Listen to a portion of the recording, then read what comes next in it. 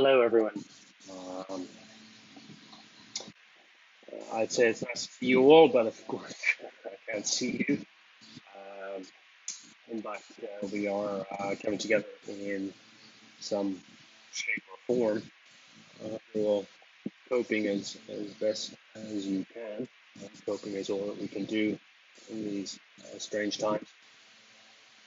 But I hope you're all okay, dealing with the situation as best as you can. Um,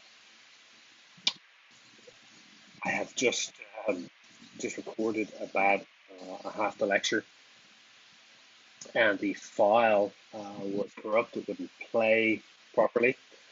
So this is kind of take two, and I'm going to do it in several videos in case what just happened happens again. So there'll be kind of part one, part two, and so on, rather than a seamless transition, unfortunately. But I hope you understand. I don't want to go through giving the lecture and then finding out that it hasn't recorded properly again. Anyway, enough of involving you in my technological struggles. Let's talk about how we want to try to proceed for the rest of the semester. In thinking about how to move forward, I have tried to pare down the sort of material that we're covering uh, to the bare essentials. I'm mindful that it's simply difficult to work in the sort of inevitably distracted state of mind that we're in.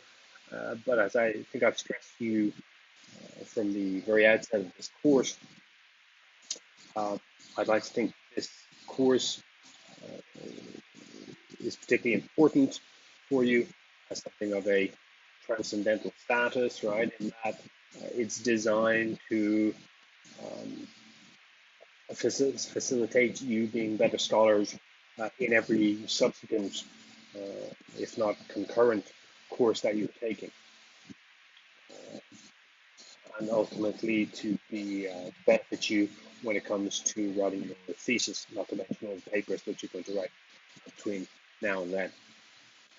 So, I don't want to overly burden you on the one hand, but I also don't want you to miss out. Um, so it's about trying to strike a balance between those two things. The way that we're going to try to proceed is by looking at three particular areas. I've uploaded rather the slides for you. So slide 248 is where we begin here. Okay, so if you can follow along the slide while we are moving along, and I will try to make sure I signal when I change slide, but hopefully you can work it out if I do have to forget that on any occasion. So slide 249, okay. Um, I want to try to cover three things with you in what remains of the semester. How to write your introduction, how to write your introduction to your paper, how to write an introduction in general. I want to focus on epistemology to some extent and on claim evidence relationships, right? Identifying a particular claim, what is the type of evidence that I am adducing for that claim. So logical, one, is it based on reasoning, or is it based on empirical evidence? Um, Recognizing claim evidence relationships is obviously important, right? It's recognizing if you're making claims that you haven't really substantiated. Identifying those is obviously important. The third element is how to perform a critique. How to perform a critique. Now, there's three elements I think we can study in conjunction with a particular essay and in conjunction with a particular introduction to an essay. I've selected this essay called Mochlos, or The Conflict of the Faculties, right, by Derrida. And he is writing about Kant. He's writing about Kant's reflection on the nature of the university as an institution and its role in society. Mochlos essentially means a lever, right? A lever, something you use to displace something, something you use to accomplish a goal. Mochlos. And we're talking about two texts here, Kant's text written in 1798, Derrida delivering this oral address in 1980. Right? It's 100 and rather almost 200 years, right, in the difference, right? And what has changed between those times will be very significant in the essay. Right? Moving on to the next slide, 250. These three elements, right? The introduction, while it's just a seminal element in any paper, it must be an introduction. It's very important for grabbing the interest of the reader, for orienting the reader, for a whole range of functions that we will look at. Right? And we'll try to match up sorts of elements that I would consider essential to an introduction, and they're being present and correct in the introduction that Derrida gives in his essay. Critique, as I think I've mentioned to you, or tried to lay emphasis on, your essay doesn't have to be an explicit critique for there to be critical elements involved in it. Why? Because in taking a stand, in having a thesis, there are always other positions that you are, to a greater or lesser extent, or implicitly or explicitly, you are critiquing them. And if you're not, you should be, right? Because your particular thesis should be a contention made against other rival possible stands that you could take on an issue. The purpose of your essay and your evidence being precisely to argue for your position over and above those other potential positions. Epistemologically, we need to become more aware of what our specific claims are, what the types of evidence that we are adducing for them are, being able to identify types of evidence, asking ourselves what sort of evidence is going to be sufficient to for the particular readership that we're engaging. These are important questions, obviously. Now, in how can we relate the epistemological aspect of a paper, the critical aspect of the paper, to just the introduction? Well, in a sense, because a certain identification of rival positions over and against your own position, that's going to come in the introduction. And your introduction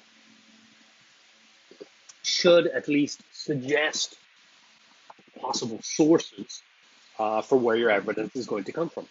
Right? Sources, if not the actual evidence, right? Then at least your reader should have some idea of where that evidence is going to come from just having read the introduction. There's a particularly good example of that in Derrida's introduction. So, moving on, next slide, 251. Why have I chosen this essay? In the first place, I think there's a good thematic reason. Because it's about the place and the role of the university, the place and the role of knowledge, of research in the past and in today's society. It's about the institutional structures within which we write, within which we read, within which we do our research. And we're always doing research within a particular institutional context. So I think it raises actually some issues that should be of intrinsic concern to us as researchers. This is not so much, the sort of practical elements of how to do research, but nonetheless, I think it's important that we address these sorts of issues as researchers. So because it's thematically relevant, that's one reason why I've chosen it. Obviously, with regards to the introduction, I think it's somewhat paradigmatic. It's a very long introduction relative to the length of the whole paper, which would be the fault it has, right? Um, Nonetheless, all sorts of elements of an introduction are correct and present, and it's nicely done. Okay, so I think you'll see when you come to read it, when we essentially read it together. Um, the way that it clarifies its method and its epistemology is also exemplar, I think, very clear, and that can be helpful to us as well. Um, I'm as ever in this course, you know, I'd love to do a whole range of texts with you that could stand as sort of concrete exemplars of the things I'm talking about, particular elements of research. But it's simply not, I don't think it's advisable to be giving you huge amounts of extra reading on topics that may be relatively unfamiliar to you when you've got your other courses, and significant reading for them, you've got your reading for your own paper. So I don't want to be adding enormously to the sort of reading that I'm giving it for the purpose of illustrating the concepts and practices that we're talking about. Um, on the other hand, it's good to have concrete examples, right? But I'm hoping that just in the sort of 10 pages I'm asking you to read, that we can get lots of exemplars from it. Okay, so uh, I'm trying to consider your time, um, but I think that just reading these 10 pages uh, won't go amiss. Okay, it's an excellent exemplary performance of a critique, I think, as well, and it requires relatively little background knowledge. Of course, inevitably, as a critique, it's writing about another text, and but that's the nature of any critique, right? I will give you a sketch of Kant's work, bare bones stuff, so that you will this introduction will be somewhat more intelligible to you. Okay.